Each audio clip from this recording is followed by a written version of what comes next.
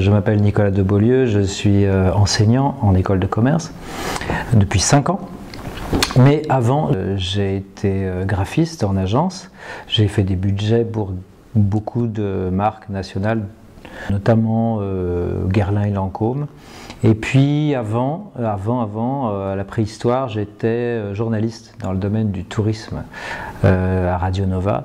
J'enseigne actuellement comment diffuser du contenu et la qualité du contenu. Et mon parcours et mon activité présente de web designer en freelance me permettent d'enseigner les bons réflexes, les bonnes pratiques, comme on dit, de qualité de contenu, texte, photo et vidéo, et qui sont censés susciter des interactions sur les réseaux sociaux et être diffusés au maximum. Voilà.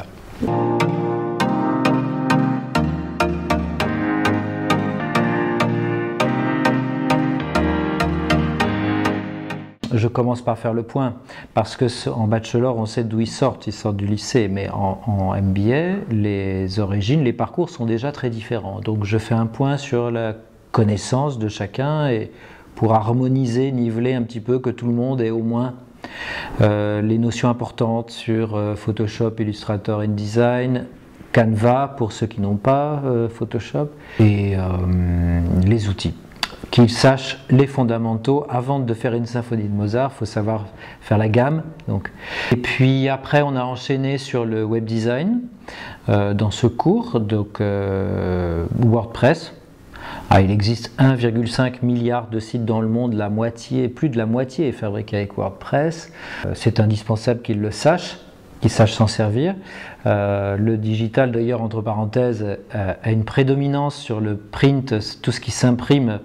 C'est le contraire il y a 20 ans, mais maintenant on part du digital, c'est quand même l'élément central de votre communication visuelle. Donc WordPress, web design, ils ont dû inventer un restaurant ou quelque chose, faire un site de 5 pages, et idéalement, en priorité, faire un site qui leur sera utile dans leur carrière, dans leur projet personnel. En MBA, en général, ils ont tous un projet très clair, et de faire un site qui leur est utile. Ensuite, je leur ai expliqué comment ça fonctionne dans une agence, ce que fait un graphiste, quel est son travail, la symbolique des formes, des couleurs, de logos, des polices de logos, des chartes graphiques, créer différentes pistes, gérer un projet, gérer un annonceur, gérer des imprimeurs, la quadrille, le dos carré-collé, la sérigraphie, etc. Et puis voilà, et ils en sont sortis de là en ayant fait un site, une affiche de film, un emballage de produits, de parfums ou de ce qu'ils veulent, un flyer qui sera distribué dans la rue. C'est fictif, mais autant que ça puisse être utile.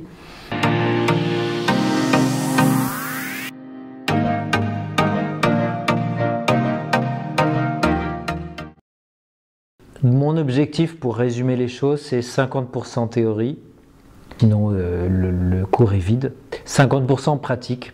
Comme ça, ils travaillent et ils retiennent mieux.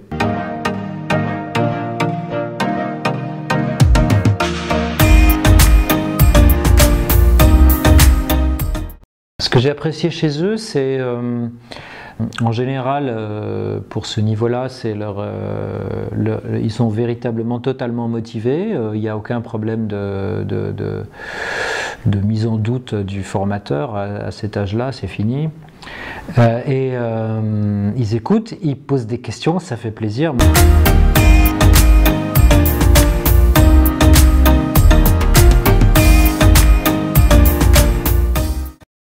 La méthode consiste à leur donner des exercices qui font qu'ils travaillent, ils fabriquent au lieu d'être passifs et d'attendre la fin du cours.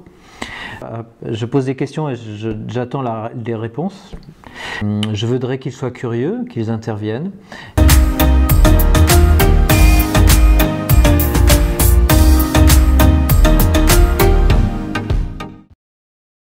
Le digital est un support technique, c'est de la technique.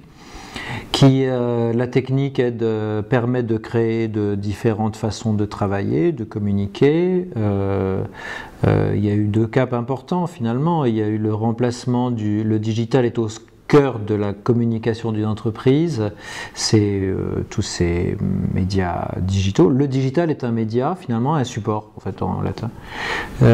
Et il y en a d'autres, hein, presse, radio, télé, affichage, qui permet de toucher une audience plus précise. Âge, ville d'habitation, genre, diplôme, etc. Centre d'intérêt.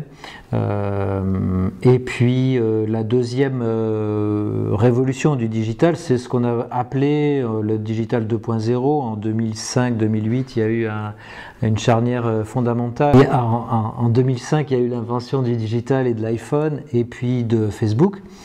Et ça a tout changé. Maintenant, on est à 50% de navigation avec un mobile. Les ventes de mobiles ont dépassé les ventes d'ordinateurs.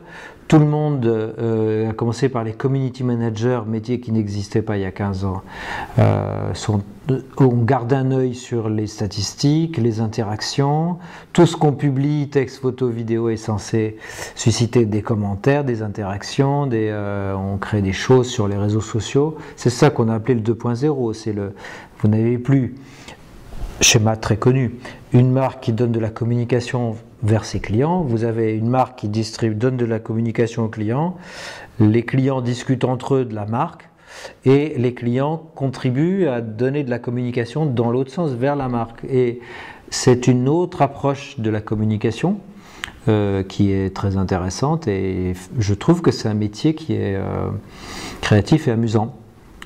Donc voilà, le digital permet une plus grande souplesse et bon, peut-être le revers de la médaille, mais c'est comme ça, il faut s'y faire et en fait ça peut être très amusant, c'est de réagir vite. Les gens veulent des réponses, des interactions rapides et c'est normal, même s'ils veulent acheter un frigo chez Darty.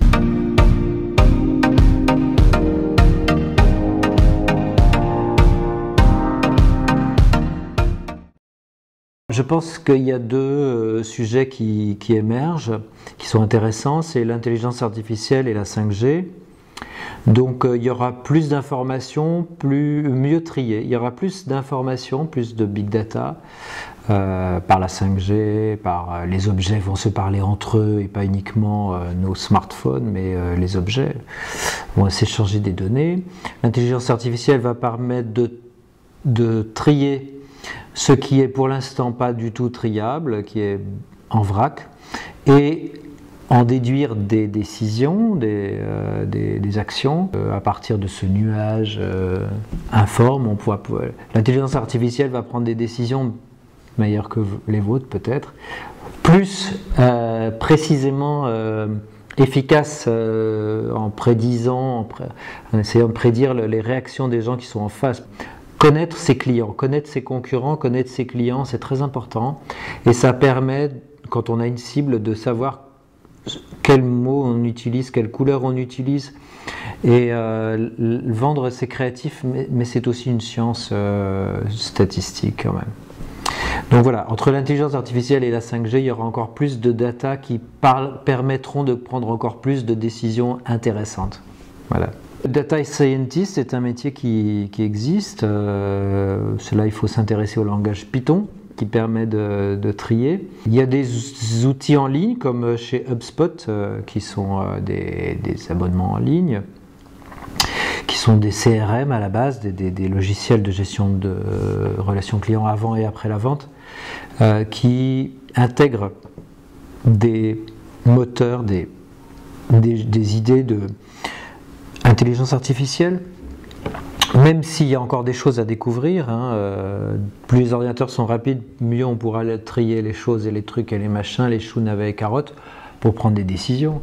Et donc tout ça va pouvoir être sous-traité auprès d'un logiciel auquel vous vous abonnez en ligne. Donc voilà, ça c'est des nouveaux métiers et il faut voir en tout les opportunités d'innovation et des nouveaux métiers.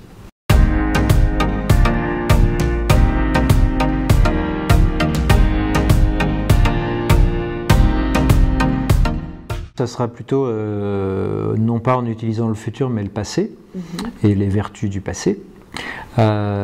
Pour être un bon community manager, il faut savoir écrire Alors, tout le monde sait écrire, mais en fait, il y a des règles. Il faut éviter le verbe être, il ne faut pas répéter 3 fois le même mot en 3 phrases. Il faut faire des phrases le plus court possible. J'ai un cours où je parle des agences de Ogilvy, Léo Burnett. Ces gens et Raymond Rubicam étaient obsédés par l'idée de faire des phrases courtes. Je ne sais plus qui a dit si ça fait plus de 6 mots, c'est invendable. Donc voilà, il faut savoir écrire efficace. Il y a une certaine intelligence nécessaire pour faire du contenu intelligent et de qualité auquel les gens répondent et en tout cas, je pense, surtout, avant tout, une certaine culture de communication, culture de la communication pour savoir ce qui a fonctionné, les bonnes recettes, les mauvaises. Qu'est-ce que c'est que le storytelling? Sans storytelling, on ne peut pas vendre sur Internet des sacs à main à 800 €.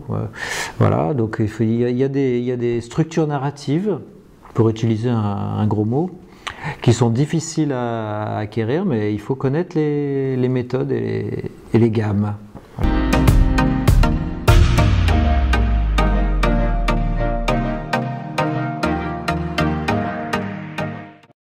Il faut vivre avec son temps et aimer le digital.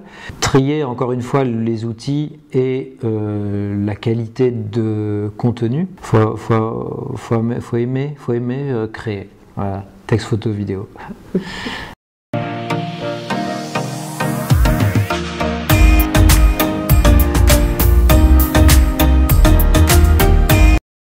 La suite Adobe et Photoshop sont vraiment incontournables en agence depuis 20 ans. Les agences ont des licences, les écoles dans lesquelles j'interviens qui ont l'intelligence, comme c'est le cas ici à l'ISTEC, de mêler des cours de management, de marketing digital et aussi de création graphique. Toutes les écoles ne rajoutent pas ça, certaines ne font que ça, hein. Les écoles d'art. Ici on mélange et c'est très bien.